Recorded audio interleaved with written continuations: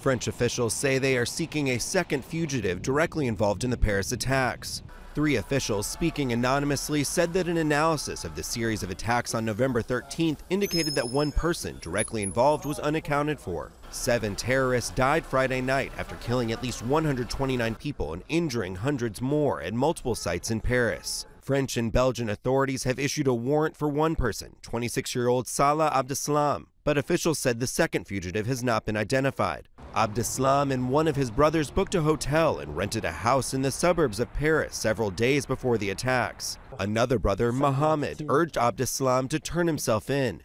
The best would be for him to give himself up so that justice can shed all the light on this. Meanwhile, Secretary of State John Kerry met with French President François Hollande in Paris Tuesday to plan a response to last week's attacks and bring an end to the conflict in Syria.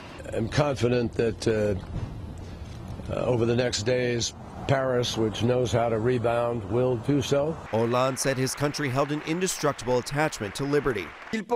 They wanted to weaken the French passion to welcome the world to its doorstep, diminish the pride that we have to be a country that exchanges with all cultures. They've already lost that fight.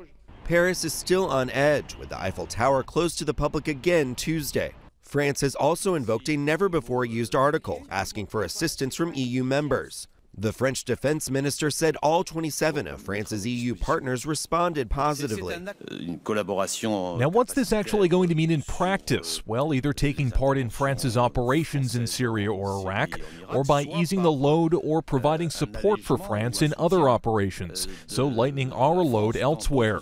What I've said to my colleagues is that France can't do everything. France's president is going to visit Presidents Obama and Putin later this month. His visit to the U.S. comes as more than 20 governors have announced resistance to the resettlement of Syrian refugees. The Obama administration defended its plan to accept about 10,000 Syrian refugees during the next year. Matthew Burgoyne, Associated Press.